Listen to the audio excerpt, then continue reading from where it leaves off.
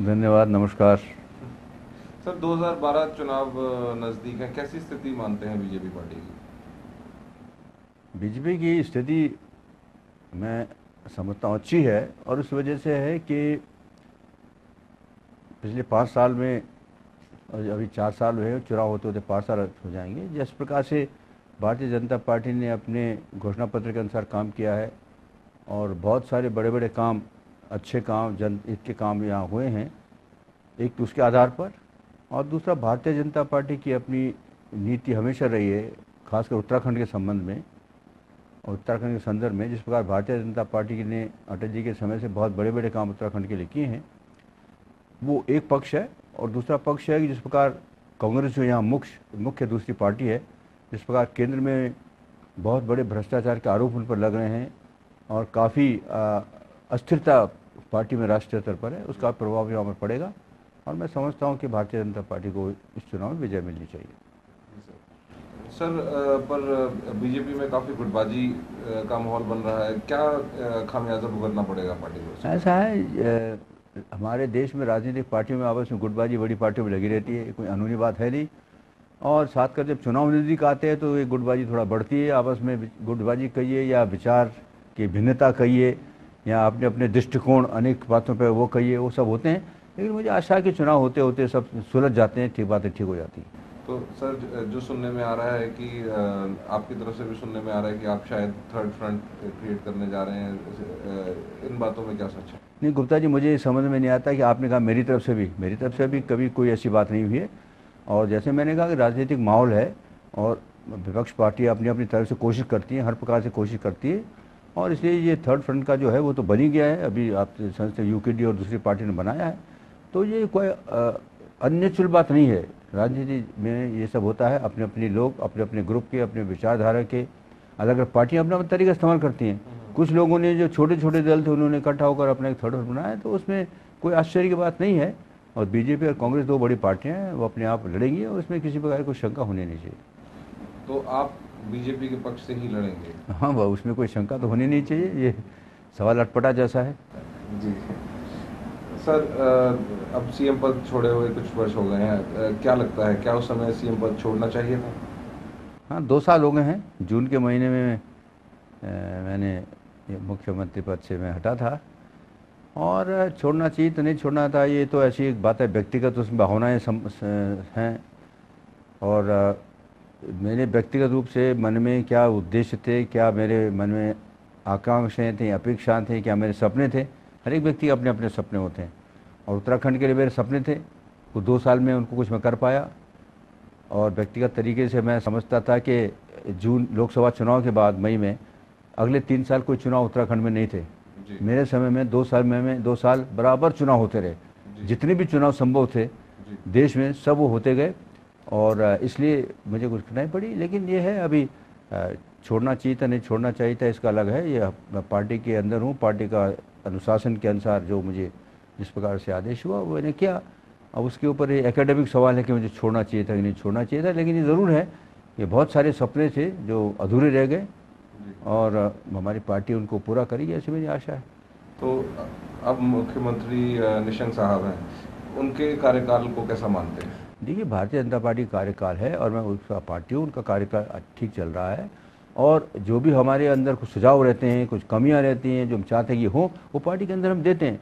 सर्वगुण संपन्न कोई नहीं हो सकता। मेरे समय में बहुत सारी कमजोरियां थी, हर एक समय में कमजोरियां रहती हैं। कोई भी आदमी हो, ऐसा नहीं कि वो हरफन मौला हो, सब चीज़ें कर ले, तो ये कमियाँ रहती हैं, लेकिन उनकी चर्चा पार्टी के अंदर होती है, बाहर नहीं होती।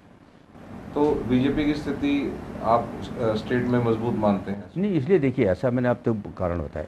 और दूसरा, जिस प्रकार दूसरी जो बड़ी पार्टी है कांग्रेस है, कांग्रेस का इतिहास क्या रहा है 5 साल में, और वो पहला चुनी हुई सरकार थी और बहुत सारी आशाएं उससे थी। उत्तराखंड नया नया प्रदेश बना था और लोगों को बड़ी आशाएं अपेक्षाएं थी कि हम एकदम बड़ी तेज़ी से आगे बढ़ेंगे।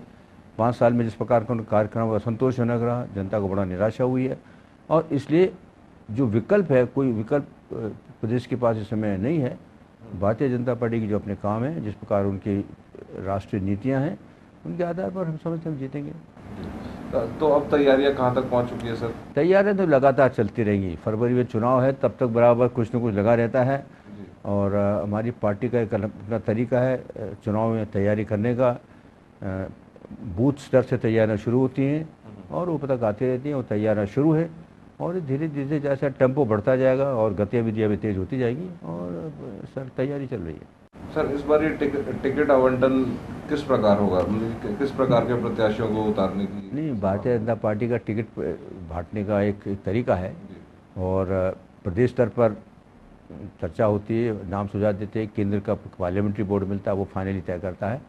और हमारे राष्ट्रीय नेताओं ने भी बराबर कहा है, प्रदेश के हमारे अध्यक्ष जी ने भी कहा है कि जो जीतने वाले कैंडिडेट होंगे उनको दिया जाएगा। उनके समाज में छवि कैसी है, जो विधायक हैं उनकी परफॉर्मेंस अभी तक इन 5 साल में कैसे रही है, और अंततः जो मानक होंगे वो इसलिए होंगे कि जिसको भी हम खड़ा करें उसकी जीतने की क्षमता हो और जनता में से उसकी छवि हो, और इस आधार पर जीतेंगे। लेकिन ये भी सच है कि कोई भी पार्टी का 70 के 70 तो जीतते नहीं है, तो कोशिश होगी कि ऐसे पार्टियों को लोगों को जाए जिनकी छवि समाज में अच्छी है, और हमको एंटी इनकम्बेंसी का भी ध्यान रखना पड़ेगा, उसका भी आधार है।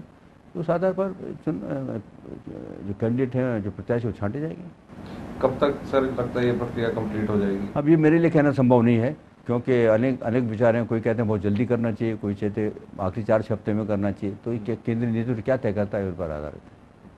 कितनी सीटें आप सोचते हैं इस बार भारतीय जनता पार्टी लेकर? देखिए 70 सीटें हैं तो बहुमत के लिए 35 सीटें चाहिए जी। और हम हर एक पार्टी की भी कोशिश रहती है कि ज़्यादा से ज़्यादा सीटें आए, और कितनी सीटें अभी आएंगी इसका आंकलन मैं नहीं करना चाहता अभी, क्योंकि ये अभी समय है। वातावरण क्या बनता है आखिरी 3-4 महीने में, असली वातावरण बनता है, जनता की हवा किस प्रकार बह रही है कुछ आइडिया होता है, और इसलिए हम ये कहते हैं हमको बहुमत मिले, इतने में कह सकता हूँ। सर एक व्यक्तिगत सवाल, आप सैनिक हैं और पॉलिटिशियन भी हैं, क्या सिमिलैरिटीज़ या डिफरेंसेस मानते हैं दोनों कार्यों में? ऐसे गुप्ता जी, ये सवाल मुझको 91 में जब पहले आया था तो बहुत पूछा जाता था, और समय तो मैं पूरा सैनिक ही था। अब तो आधा राजनीति भी हो गया हूँ, और इसलिए फ़र्क है, अलग अलग तरीके हैं। सेना में जो काम करने का ढंग होता है वो अलग होता है, सीधे बात करनी है, स्ट्रेट फॉरवर्डनेस होती है, जो सही है उसको सही कहना है, जो गलत है उसको गलत कहना है। सेना में चरित्र निर्माण के ऊपर, ईमानदारी के ऊपर, और जो अपनी ट्रुप्स जो हमारे उनके जो भला है, उनके जो हित में सबसे पहला काम होता है।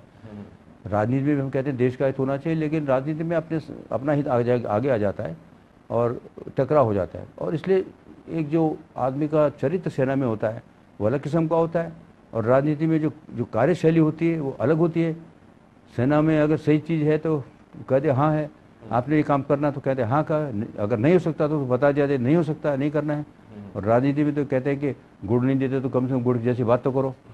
तो वो अलग चरित्र है, लेकिन मुझे भी शुरू में काफ़ी कठिनाई हुई, लेकिन अभी तो मैंने फ़ौज में 38 साल किए हैं और राजनीति मुझे 19 साल से ज़्यादा हो गए, तो चलता है, आदत पड़ती है, परिवर्तन होता है, अपने दृष्टिकोण में कुछ परिवर्तन होता है।